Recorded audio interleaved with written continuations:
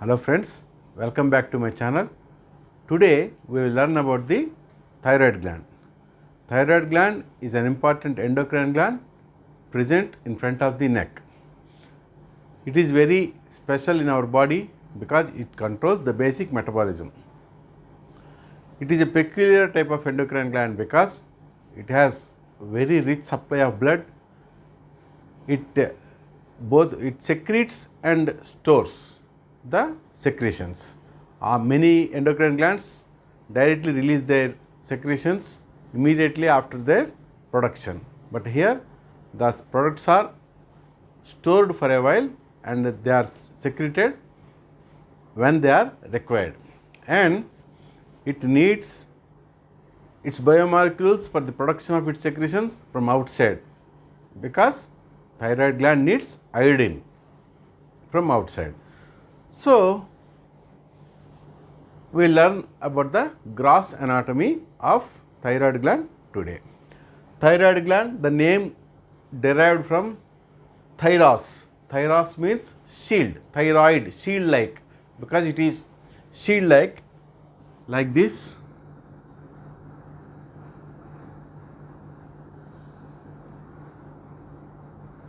So, it is looks like a shield, so it is named as thyroid gland. So, we call it as a butterfly shaped gland with the two lobes which are present on either side and an isthmus here. Actually, this gland appears like this with a short isthmus like this. So, this is the shape of the thyroid gland. So, as the other glands, it is covered by a true capsule and a false capsule. The true capsule is formed by the condensation of the stroma of the gland, while the false capsule is by the pretracheal fascia, which is part of deep cervical fascia.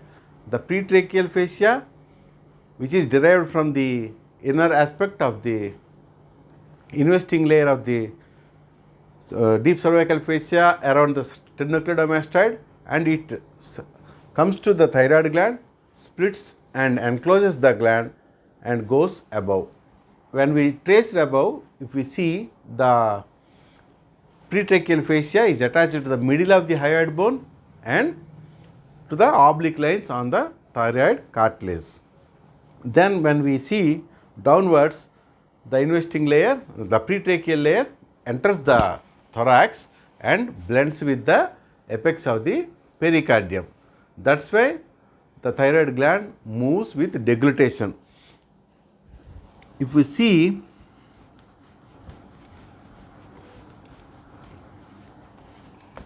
that arrangement, it will be like this.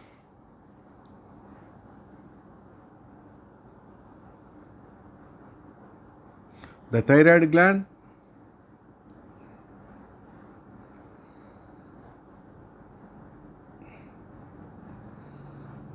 thyroid cartilage and the hyoid bone here, and here the pericardium is located like this.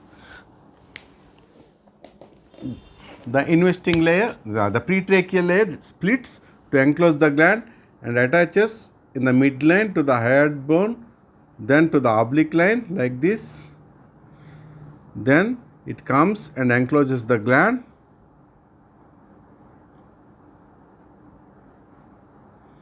then blends with the fibrous pericardium in the thorax. So, this is the arrangement of the pretracheal fascia, which forms the false capsule of this thyroid gland. If we see the relations of this gland, it is lying in front of the trachea. This is the esophagus and this is the trachea.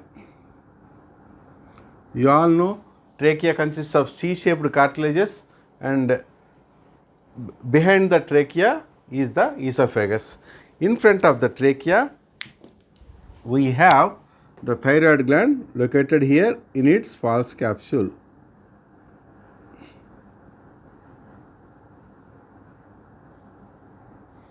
This is how the thyroid gland is located. This is the false capsule formed by the pretracheal fascia in which the thyroid gland is present like this. Here the parathyroid glands also present within the capsule like this. And in front of this we have two muscles.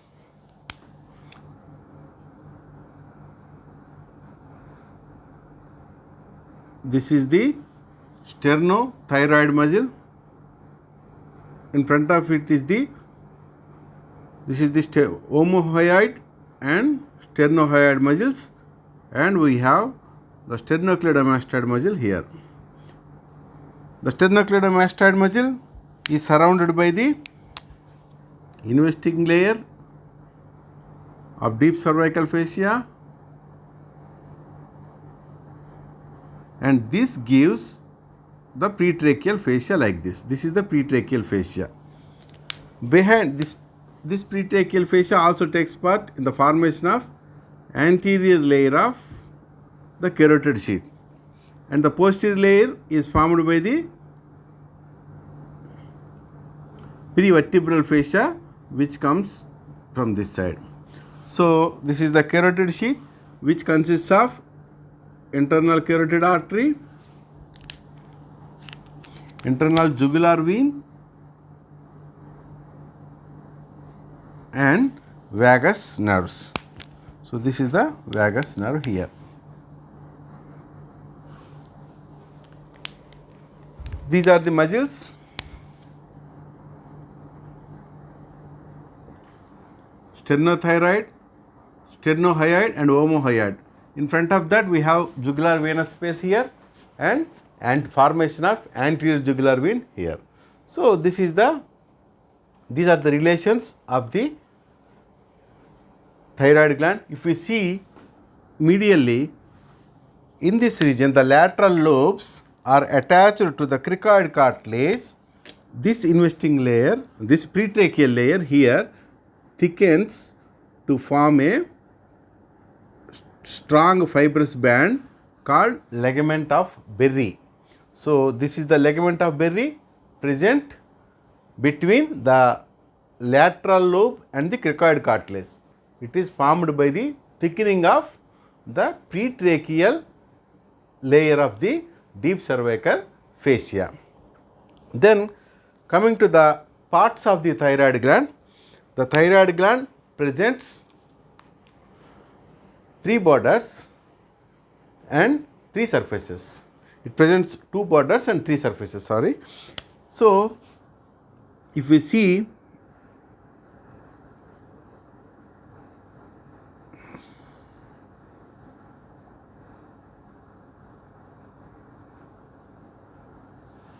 so it will be like this. It presents two borders. One border from apex, it goes slightly medially like this, and this is the anterior border. This is the anterior border. This anterior border is somewhat faint and present only up to here, and it separates the medial surface with the lateral surface. The medial surface is this side, the lateral surface is this side. So this is the medial surface and this is the lateral surface. And the posterior border is present on the other side. It goes like this. Like this.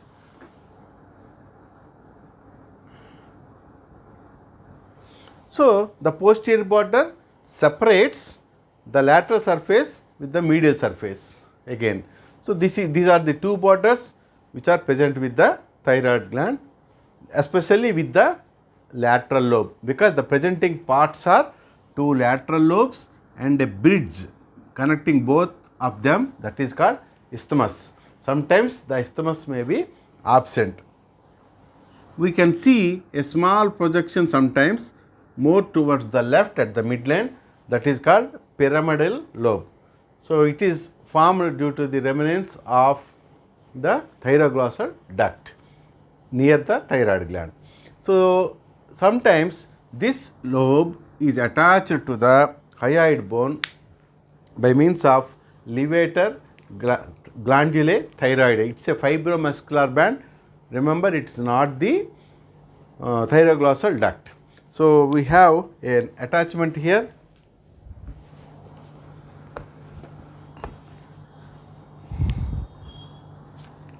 To the hyoid bone is here.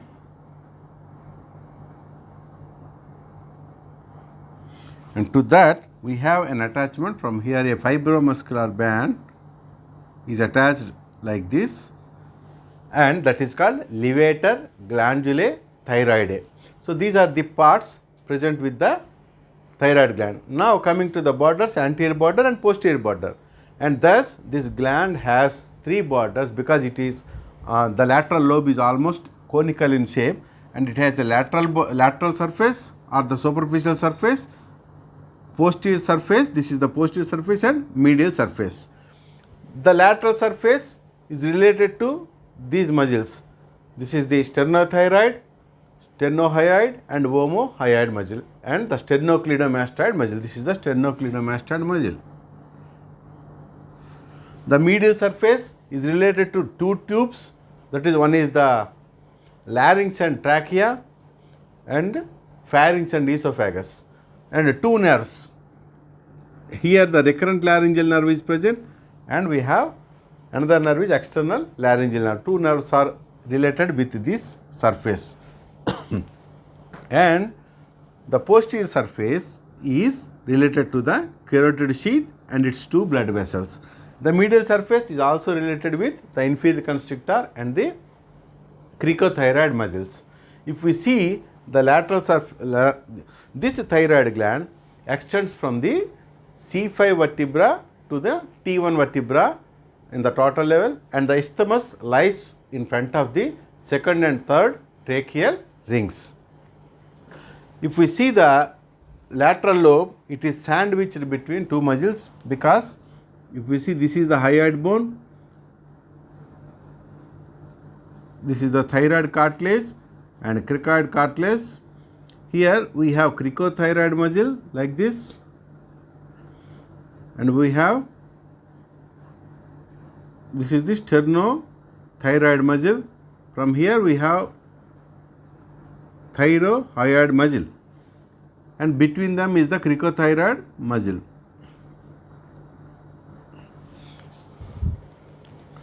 So this is the hyoid bone, this is the lamina of the thyroid cartilage, this is the cricoid cartilage.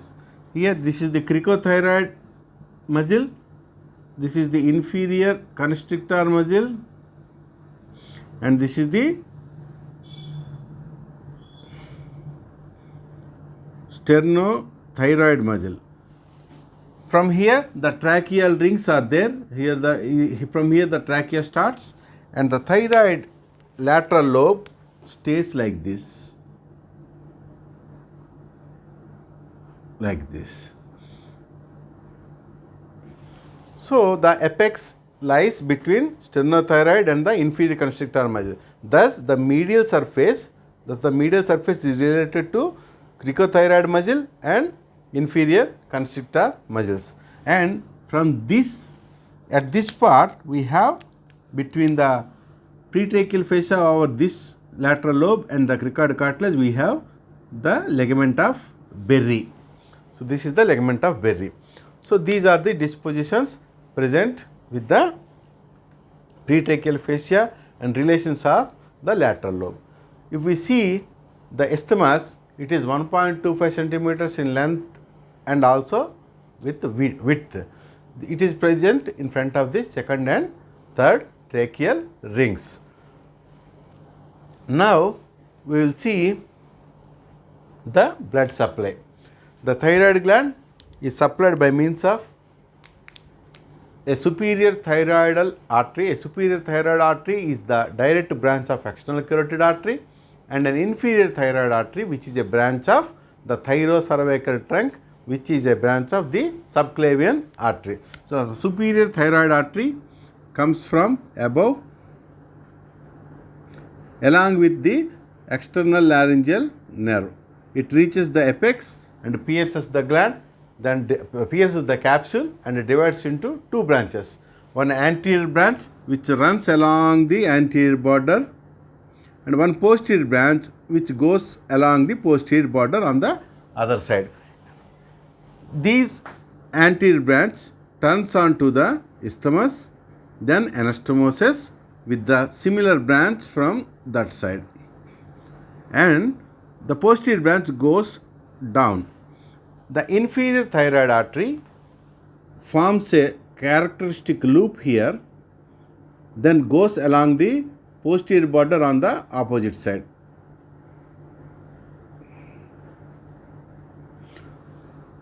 And it anastomoses with the posterior branch of the superior thyroid artery along the posterior border. They also give many branches which ramify around the gland and into the gland. It also supplied by the arteries which supply the esophagus and the trachea, which are present medial to these lobes. So this is the arterial supply. Then comes venous drainage. If we see, the omohyoid muscle lies like this in front of this. The omohyoid muscle goes down from the hyoid bone. It goes down like this. Like this. So veins are formed within the gland, and few join to form a superior thyroid vein which goes along the upper border of this superior belly of omohyoid and joins the internal jugular vein. This is the internal jugular vein.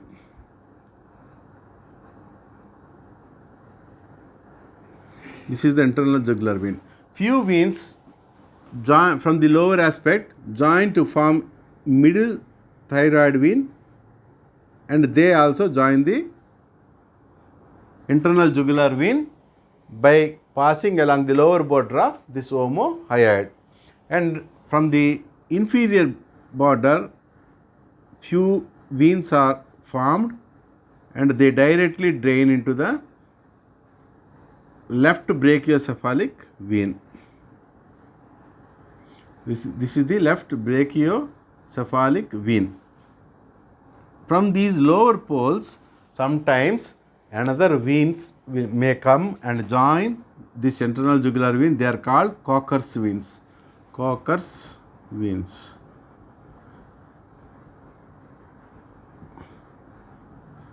They are very important during the surgery of the thyroid gland. So these are the arteries and veins. All these ramify within the gland to form many sinusoids to give thyroid gland very rich blood supply. If we see the lymphatics are separated into groups. The upper group will drain into this area where the pre-laryngeal lymph nodes are there. From here, the lymph will drain into the jugulo-digastric lymph nodes, and from here, pre-tracheal lymph nodes are there here in this region, and few directly along the lymph nodes of the which are present along the recurrent laryngeal nerve. So these are the lymphatic drainage. Once again, I will repeat. The blood supply, the arterial supply is by the superior thyroid artery and inferior thyroid artery. Superior thyroid artery is branch of external carotid. Inferior thyroid artery is the branch of thyrocervical trunk, which is again a branch of subclavian artery. The veins are formed as a superior thyroid vein, middle thyroid vein and inferior thyroid veins. Sometimes another thyroid vein may present as the fourth thyroid vein, that is the Kocher's vein. Then the lymphatics, the upper group drains into the pre-laryngeal and jugulo-digastric group of lymph nodes, and the lower group drains into the pretracheal lymph nodes and sometimes lymph nodes which are present along the recurrent laryngeal nerve. These are the supplies. Coming to the nerve supply, the thyroid gland is supplied by the parasympathetic nerve fibers through the branches of the recurrent laryngeal nerve and the external laryngeal nerve, but their function is not known because it is an endocrine gland. They can't create secretomotor, but their function is still unknown. Then coming to the sympathetic supply, all these blood vessels which are within the gland provide the vasomotor fibers. These are the blood supply of thyroid gland. Coming to the microstructure, thyroid gland consists of many follicles which are filled with thyroglobulins, and it secretes the triiodothyronine and tetraiodothyronine when required. So, if it is functioning is reduced, it causes hypothyroidism, and if it is overfunction, it causes hyperthyroidism. Details of the microscopic structure and the development of thyroid gland we will discuss in a next video. Thank you very much. Until now, if anybody didn't subscribe my channel, please subscribe, and also please like my videos. Thank you very much.